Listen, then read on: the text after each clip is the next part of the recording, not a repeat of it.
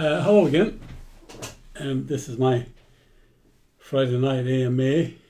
I'm hoping that there will be a build-up of questions as we get to know each other into the future. I have some questions in, and I'll start off just on a point. If you want me to let people know who you are, just mention that. Other than that, I won't tell anyone who you are. The first question is, what do I mean every time when I say that every time the government spends money, we lose a private job somewhere? Well, governments have only two ways of getting money: they borrow it or they tax the citizens, and they have to pay back money that they borrow. And it means that whether it's through tax or they put up a special purpose vehicle for someone else, it's always coming into your pocket. Now this means, simply, if you think about it, if you have 10 euros in your pocket and they put their hand in and take that 10 euros to do with as they please, it takes away your choice, your spend. So every time they do that, you don't have a choice of going out with your 10 euros to spend as you please. Therefore, whatever industry you were going to spend that money suffers. If you don't have it every week, like to save it to buy shoes or whatever, the people in that industry are now not selling because government are putting their hand into your pocket and taking it. Now that's as simple as I can make it. Now you will hear maybe a lot of people complicate that, but really it's not complicated. It's as simple and as basic as that. And that's why governments shouldn't have that authority. Now, just to put a little further on this, and I might come back to this later, we hear an announcement from the EU that they have set up a trade deal with Japan. Now, I'd like to know, and I've asked this question, what trading does the EU do? Or who are the EU that they do this trading? And the answer is, of course, they don't. They just give you permission to trade. Now, think about that when we're talking about this EU unit, this free trading bloc. The trading that's allowed by the EU is conditional. And where you have conditional trading, you don't have a competitive atmosphere to drive prices down, which means that they're protecting industry, which means your cost of living is kept high, deliberately kept high. And this is another way that governments have of ensuring that they keep their hand in the pocket to keep the cost of living high on you so that they can protect certain industries. Not every industry, only the ones that get in and lobby and build up the relationship. They think it's secret, it's not. And it doesn't get any more complicated than that. Believe me, it doesn't. I hope that answers the question. Now, I'll come back to that maybe later, but generally speaking, if they spend your money, you don't have it to spend. Your choice. But they don't give you that choice. They take that choice with the money. Don't forget that. Okay. I see the question, another question in here. She doesn't want her second name, but Joan, what do I think of the Sláinte Care strategy? When Sláinte Care was first published and I read it a good few times, and I purposely kept away from the section around funding. And you know, there's no paper refuses ink. Everything looks really rosy and the future looks great for it.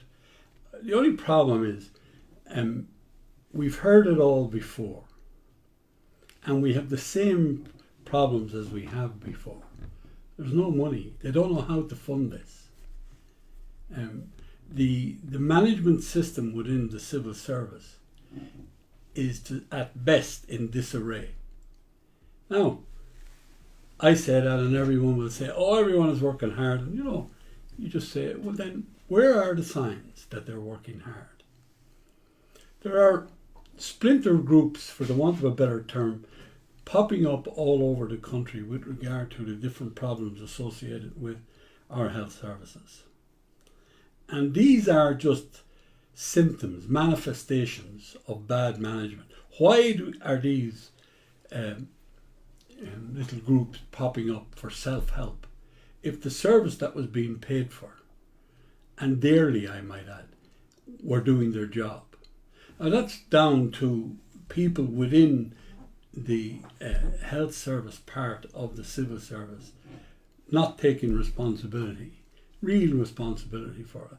Because, it's very difficult for people who have spent all their life in protected employment to continue that. Now, you might ask a psychologist, why is this? And, and the complacency, there's no real threat on them.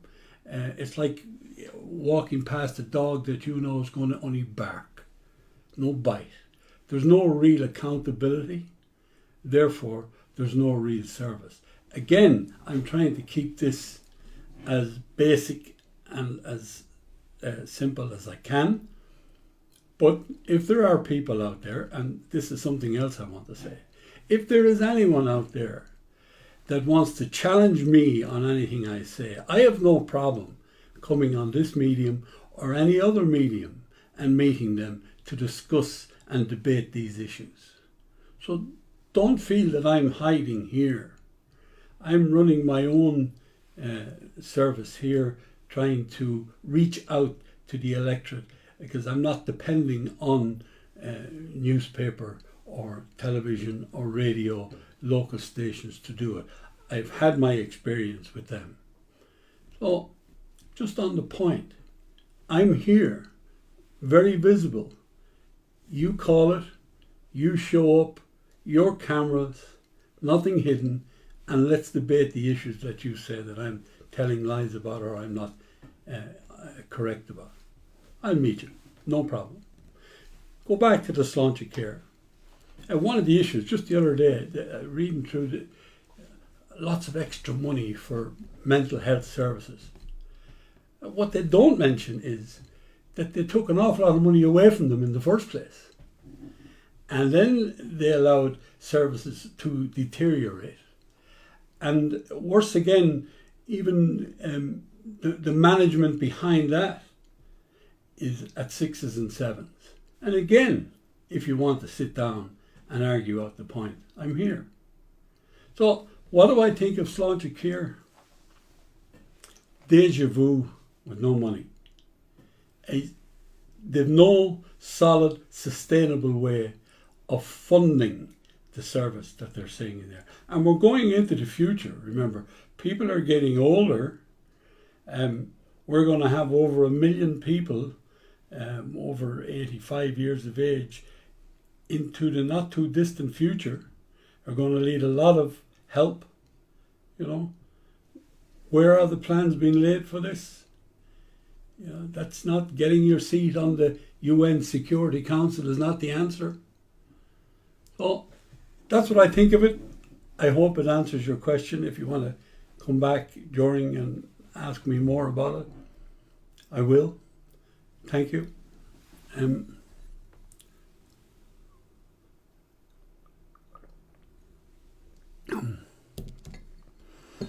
next question is, what can be done about the homeless? If you say anything to argue about homeless kids, and we see today in the papers children in the Garda station, would you condone that? The answer is certainly, yeah. I'm human, I'm a human being, and I would say that shouldn't be tolerated. But that's not the fault of the government. It's not the responsibility. The primary responsibility for those children lie with their parents.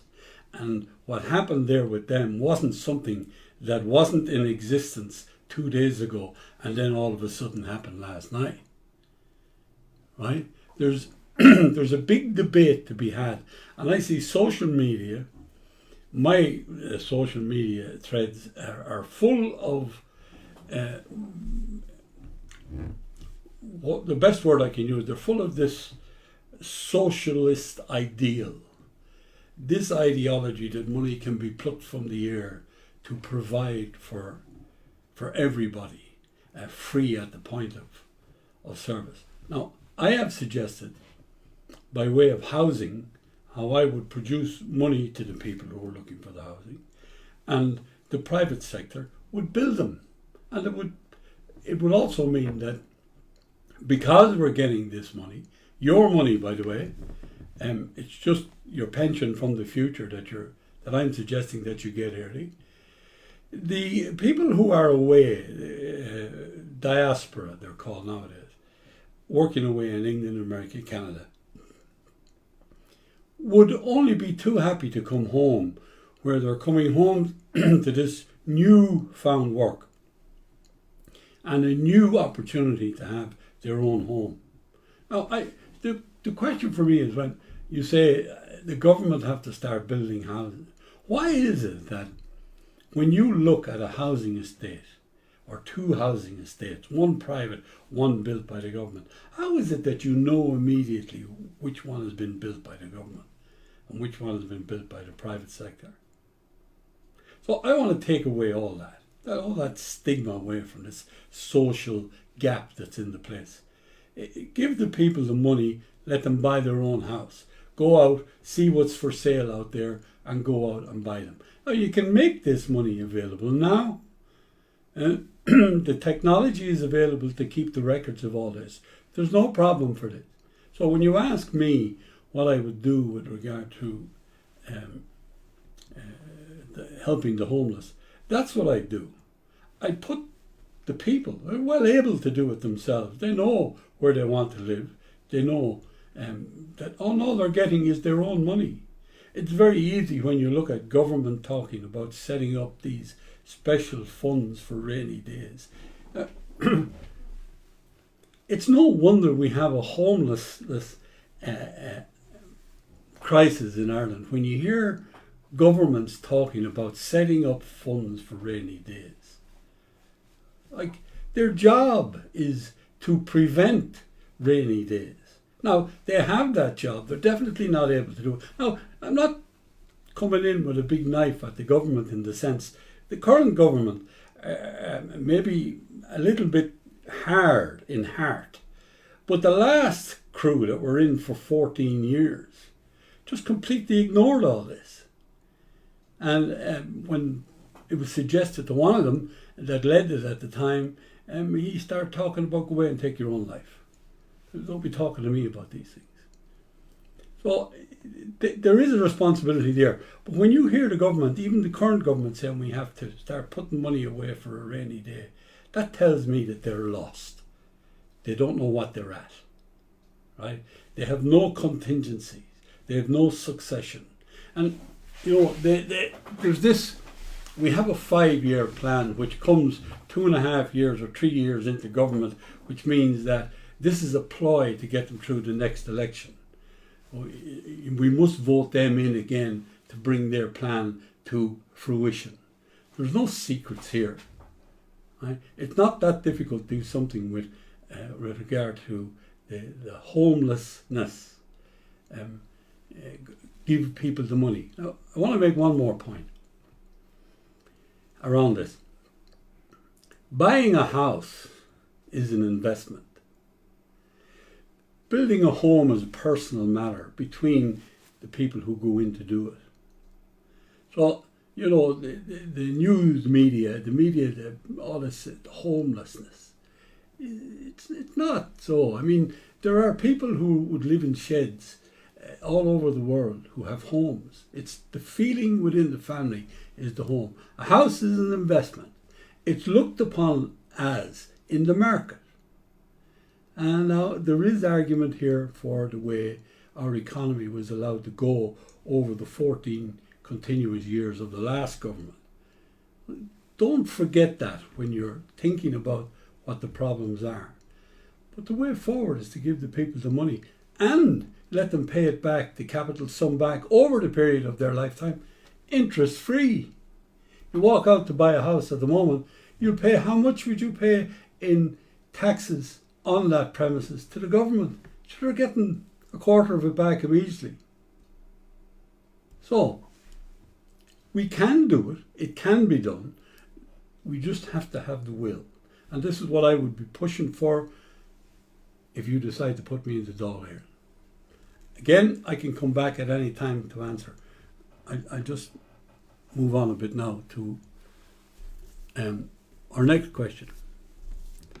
And it's, what do you think of Brexit and what will it mean for us? Right. The EU, in their wisdom, have decided that tariffs are the way forward with the UK. I don't believe this. This is me talking from the extent of my experience, my education. I think it's a bad move. It's only going to be detrimental to everybody. If it was me, the UK have decided to go on their own, and they're having their own problems over there, and I don't want to be trying to influence people over there. They've decided to do that. That's the best way. Again, I go back to the argument I had earlier about the EU deciding to have this trade deal with Japan. That means nothing.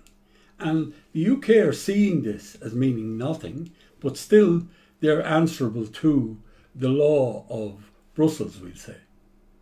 And they have their own laws over there, and they're a major economy, not like us. We're not a major economy. We're only acting like we are, but we're not. And it's a different setup over there. And there are families who have a real sense of loss over 2 world wars that's still very raw within those families.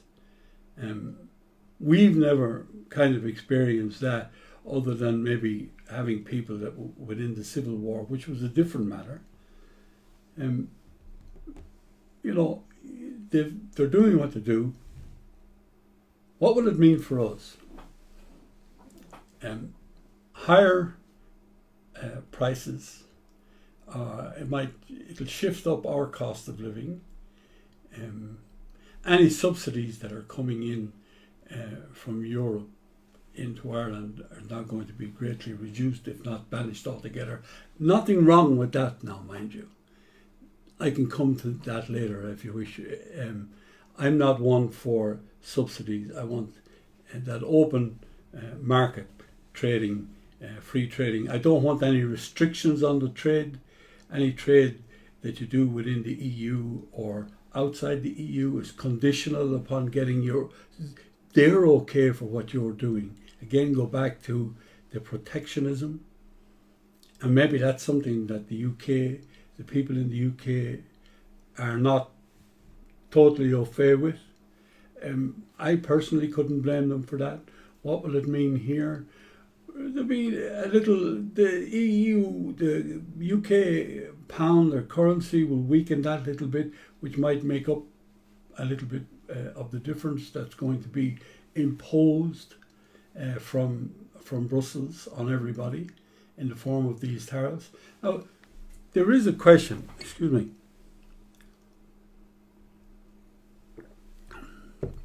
there is a question surrounding why they're doing that. And the only reason that I can see is they want to make it so hard on the UK that it scares the bejesus out of any other country trying to do it. For whatever reason. If you go back to, I've had this discussion before, tariffs are designer taxes, and they are, if you look at some of the tariffs that are put on now in retaliation for what the United States are doing, crazy by the way, but they're doing it anyway. They're picking out, they're cherry picking some of the companies, some of the bigger producing certain goods in the United States that are in the areas that voted heavily for Trump. So you can see what I mean by designer taxes. They're like missiles that are being fired at the commercial world that support Trump. But that's what's happening. Now, the same will happen with the UK. Am I more like the people in the UK than I am the people in Spain? I would say, yeah. Having travelled the world all my life, I can tell you yes, without fear of contradiction. There's good and bad people everywhere. I think this whole thing about the UK pulling out and the way that the EU are handling it is wrong. I think there's a huge insecurity within the EU over it. So the UK want to pull out, okay. Then we'll open the door for them when they want to come back. We're secure in the way we can trade. But this would be if there was free, open market policy. But there's not. Now, what Mercedes are going to do, 170,000 Mercedes going into the UK new every year, is anyone's guess. They're talking behind doors with Mrs. Merkel, who's making some of her own deals as well, like she did in Greece. And that's another matter. Might get to that some other time and tell you about that. But we can expect a rocky period until it starts to pan out, when everyone see then and we make adjustments to what's going on. Some products might become a little bit more expensive. Some of them might go off the market, and when they do, the competition will come on and be more expensive. Make no mistake, it's going to get more expensive. So that's what we have to look forward to. How long it's going to stay like that until people start to realise and cop onto themselves is anyone's guess. And at the moment, it is a bit of a guess. Okay, I'll move on. Again, hit me with part of the question if you want it. I come back to it. I move on. And the next one that's in here, it says, where are the jobs in the future, the prospect for employment in the future? And I think what the questioner means is because of the advent of technology, computerization, you'll read different stuff. I'm a member of a lot of different groups, financial groups around the world, who give me information letters in all the time, and this is concerning a lot of people, and they're going to into the areas of academia within the major colleges where people are doing their PhDs and doing their masters, and they're out in the commercial world researching this, and we're looking for answers. There's lots of people will say and be able to point to some of the jobs that will go and that are under pressure, that a machine or a computer can come in and do it. Remember years ago when you went into a shop and there was a shopkeeper there with a pen in his ear and he was marking up, and then the advent of the till and all that type of advancement. We have banks at the moment who are preparing to lay off across the world hundreds of thousands of people, and you're seeing it in our local banks already. You're walking into the banks and you're using a machine to deposit your money into your credit card system. You're paying your credit card, you're paying the money into the machine. So where do I see the employment prospects? Shareholding is the answer. Now, again, let me say, the mantra that I'm sporting for this election is nothing in isolation. So when I say that housing, the money for housing is available, right? That's no strings attached money other than the repayment of it against your pension. So your guarantee is there from government. But this equity you have in your house now leaves you available to become the bank of me, the bank of you, in other words.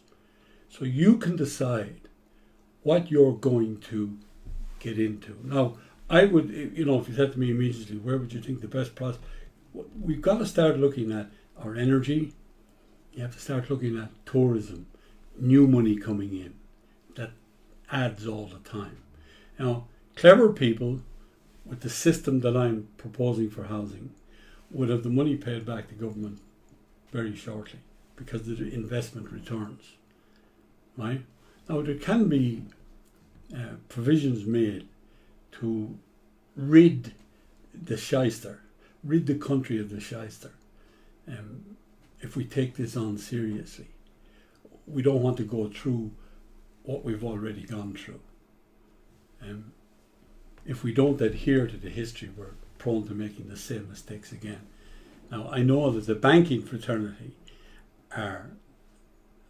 they're like our last government. Oh, it's in the past and everyone else was to blame. And it's back to the races again under the same circumstances. I would suggest not. And I would be saying so on your behalf if you give me the opportunity. Either way, I will be doing for me what I'm suggesting now for you. Everybody has to start becoming aware of their own life, their own setup. They have to start looking at earning their own money and stop this dependency on government. They have to make and talk. There are plenty of people there who are very good at advising people on what can be done and what is safe and the mitigation of risk. And people can start making money from this. So when the machine is doing your job, you own part of the company that owns the machine. So the job is getting done. You're not doing it, but you're getting the return on it because you own the company that's making the machine.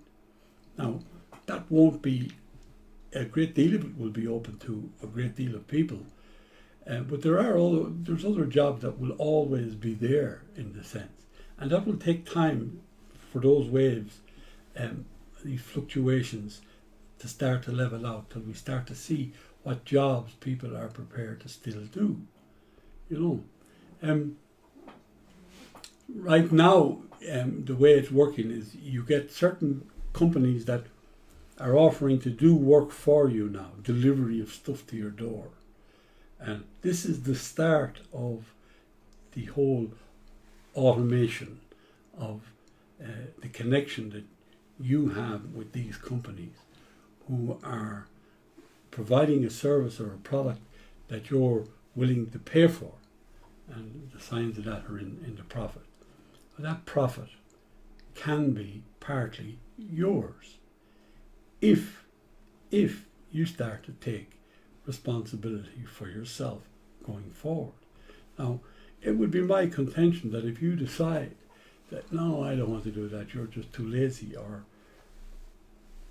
you're just not bothered, then I would say life is going to pass you by and you're not going to be able to get help from anywhere if you get to a stage.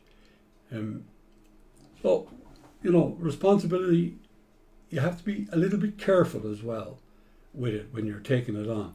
Now, this is not going to be, in case anyone is getting frightened, this is not going to be overnight. You can certainly start thinking about it tonight, for sure, and start what's called scenario playing. What if? What if? What if? And just imagine yourself being able to be with a group of other people, maybe a lot of them in the terraces and the housing estates we have, that are all together with their equities that they're putting up to make this company happen. Now,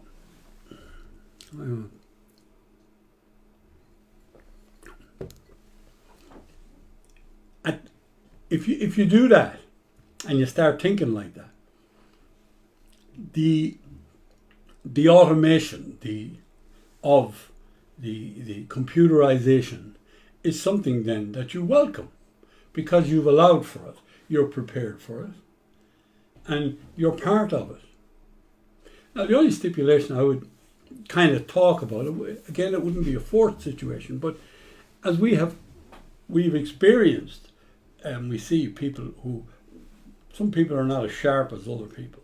So I would be saying that maybe there's room under discussion and debate for when people get together to make investments into these companies, that they would take other people that want to do it but really are afraid and they don't know, to bring them with them just to and protect them in it until everybody starts to get in on this.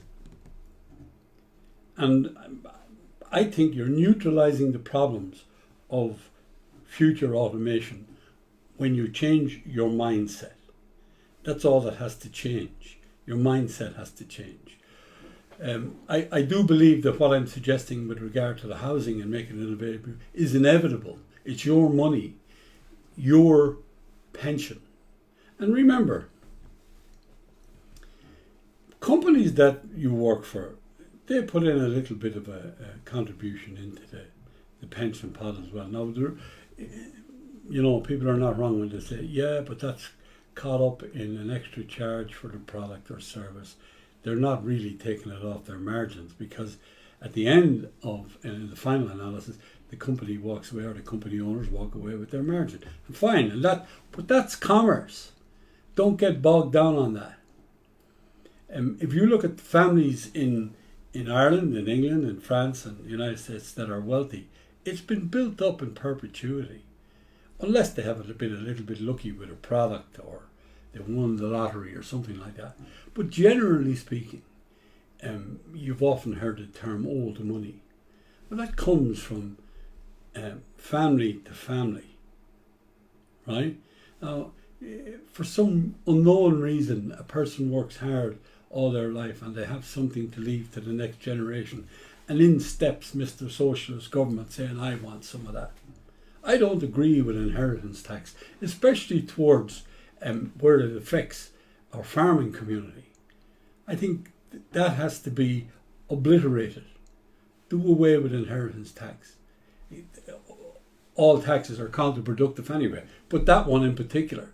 People have got to be able to work with their family and understand that if you're there in the position of grandmother, grandfather, you can see the next two generations, benefiting from what you've done, in full knowledge that when you pass on, your contribution or your money is not going to pass off with you like it is at the moment. And we can talk about where that goes some other time. If you want to ask me, I can explain that. It's a little bit complicated, but I explain. But the next generation has your money now, and they can, and that's how you build real, lasting wealth in perpetuity. And it won't take long for people to really understand and wise up to this, right? Banking is going to take a change. It's already changing, but it's trying to be orchestrated in a way that catches you unaware a little bit all the time, and all of a sudden all the banks have released all these people from their employment and they're now still in charge. Do it our way. I say no. We have to be shareholders of this ongoing. Technology is there now to do that. So again, I hope that answers some of your questions on this.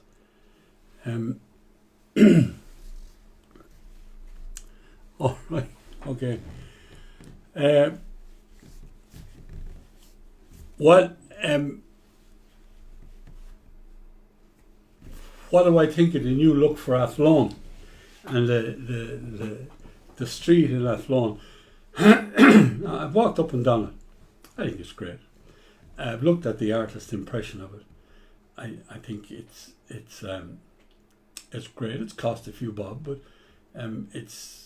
I don't know if it's in keeping with the European money that's coming in for the cycleways. In case anyone thinks that it's not coming from, the money is not coming from Europe. It is, and there's visions of having a cycleway from Moscow all the way over, and people can do it. And I'll talk more about that later. But the commercial side of town, I think what's affected mainly will be, if we can keep it looking well, and when the pub closing times come, that people start to behave themselves with regard to rubbish and needles and drugs and this type of stuff. I would say that it looks very well anyway. And look how quickly we've become used to the one-way system with the traffic. We all now, I don't care who you are, you're not going to tell me you haven't. You've all got your own little way through it, which way you think is the best. So it takes an extra couple of seconds to come in the car. Now, I would have thought a better thing to do would be pedestrianise the whole of the centre and not only keep the car out of it. Now, like Grafton Street in Dublin, there are times when deliveries have to be done and delivery vans have to go in, and that would be acceptable. But you keep everything else out of it, pedestrianise it. It lends for a nicer atmosphere.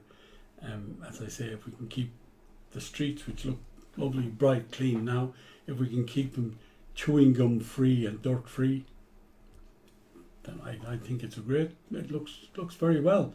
And the traffic system, when the flow goes back through Athlone, it'll work okay. For me, I would have pedestrianised it, but that's just me.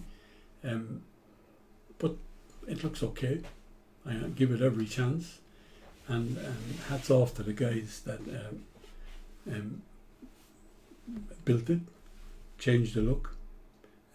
It's wheelchair friendly now, which is great. Plenty of room for Frankie to go around on his wheelchair now. Okay.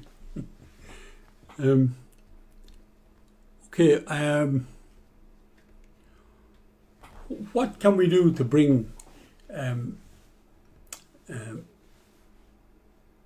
jobs, meaningful jobs into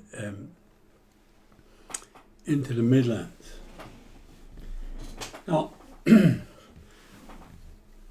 industry,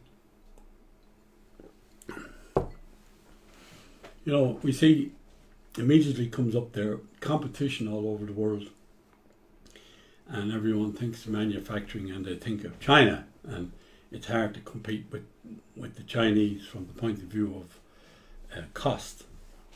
Okay, this might surprise you.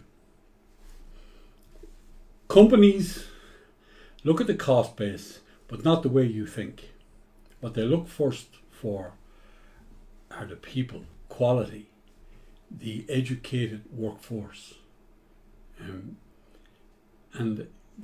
the cost of that is secondary, and it is secondary.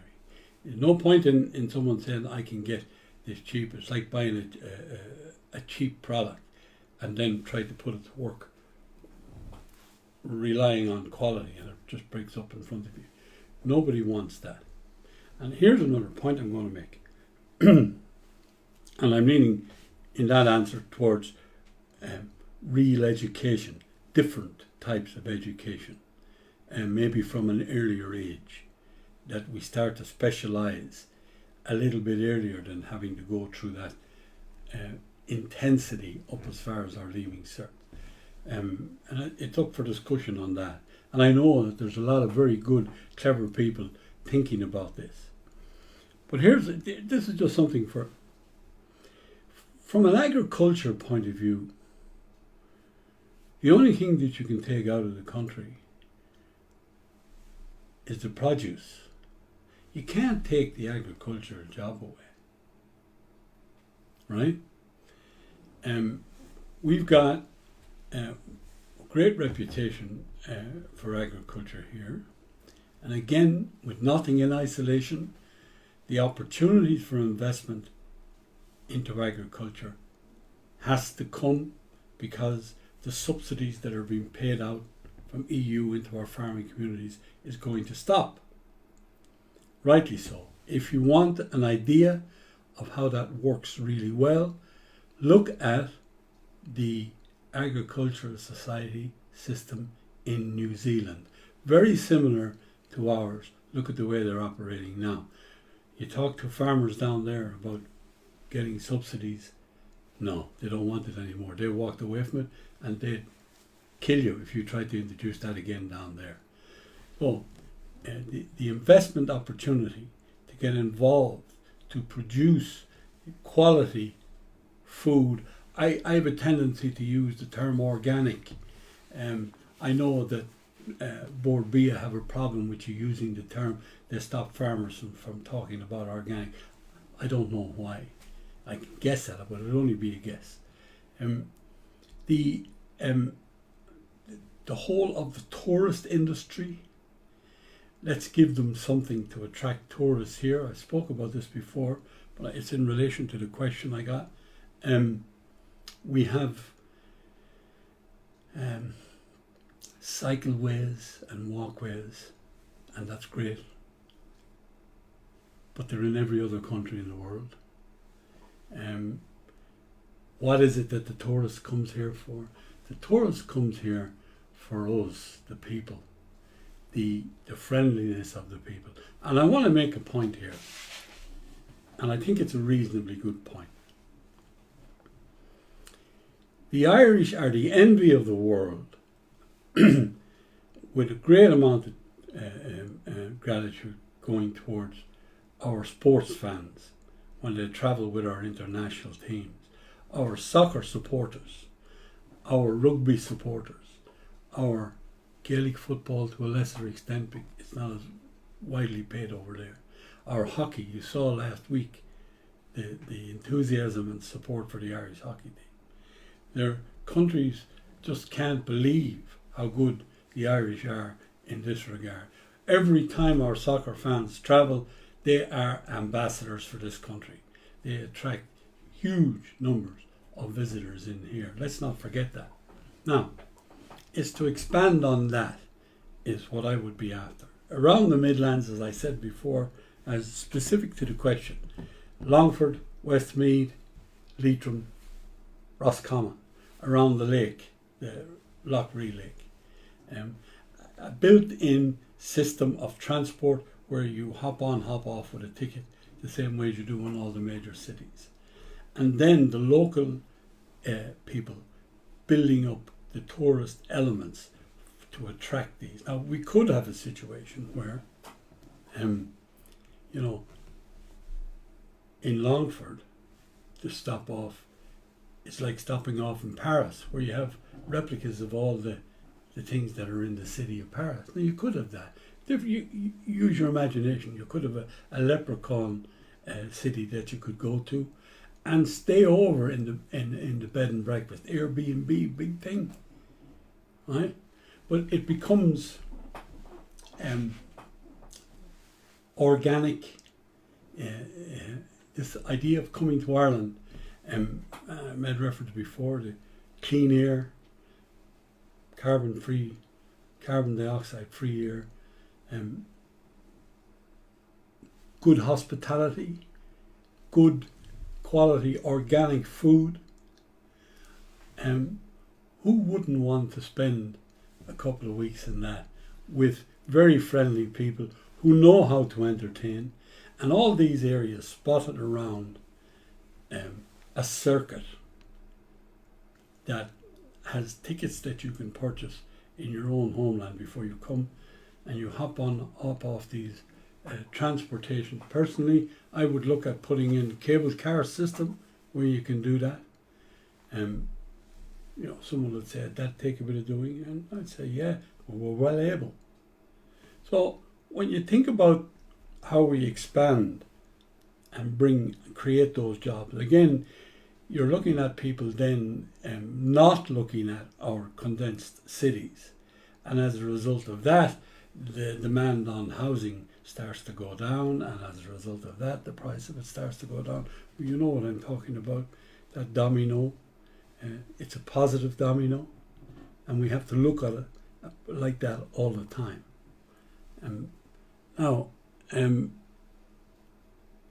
the question here, I'm coming towards the end. What's your position on the state of animal welfare laws in Ireland?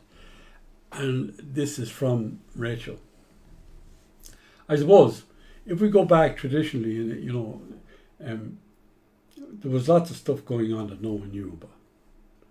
And the advent of social media now, and a kind of a camera, the camera on the phone is ubiquitous now, it's everywhere, right? And everything gets shot up like that. And we have to toughen up maybe our laws on where we catch people who are being unkind to animals. And there's been lots of examples of it. I personally abhor ill treatment of animals. I know, in saying that, we're in the beef industry and you go over and you kill the bullock before you're going to eat him. How kind can that be?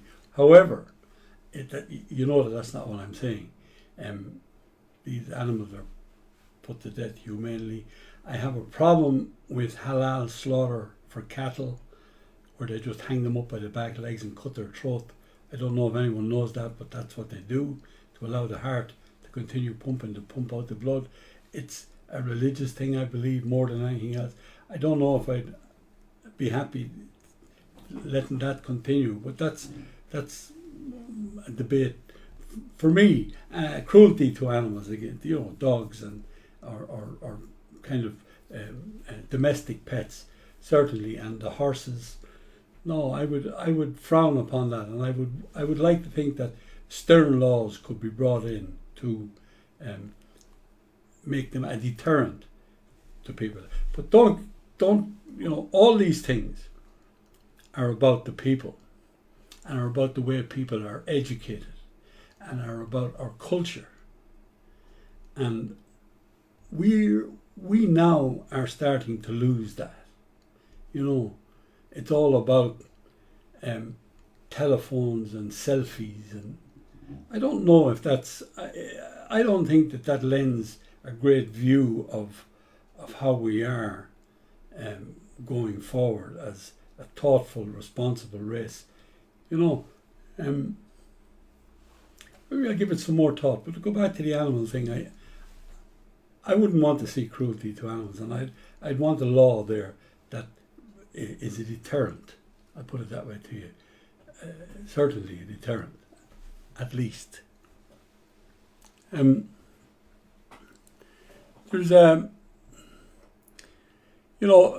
this is my kind of effort to get into your house, to talk to you, to give you an idea of what you might be getting if you're thinking of voting for me.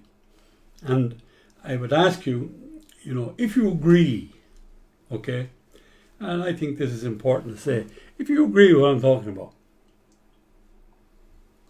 and you've got a whole cohort of friends and family there who don't agree with what I say, because you tell them, get them to watch, get them to question me, and then see. But I would ask you to be this: have the courage of your conviction, right? And I'm certainly not a socialist. Don't think for a minute that I am. If you want something, you will pay for it with me. How you pay for it, and the methodologies we can employ together for that, we can discuss and make everyone happy. I think I've been saying that all along. I think there's a way to do that where you have responsibility for your country, and more importantly, your culture has a responsibility for you. So there's that respect coming from both sides. This is where we live. We want to make it the best for everybody. But we still have to have that little bit of competition, because nothing drives a guy or a woman as hard as seeing their neighbour doing well. Now, that's a human thing. I'm sure psychologists have all sorts of really good names for that. But that drive is what drives innovation. It's what pushes the the production frontiers, if you like, pushes them out. And all the time we're looking for that extra thing in that type of research in every walk of life that we're in. So I'm at the end now, unfortunately. I'm again. I make the last point. I keep making it, and anyone that wants to talk, they know how to contact me. And anyone that wants to debate any issue that I'm saying and they feel that I'm not getting right or that they don't agree with, and you're interested in public life as well, and I'd say set the venue up and I'll show up. Have whomever you like with you, and I will debate and stand in my position. Okay? And we can have a cup of coffee afterwards. All right, not the end of the world. Okay, next Friday night, 7:30, approximately an hour, and you can get your questions in, get them in during the week about anything, and I look forward to talking to you again. And thanks for joining me tonight. Look.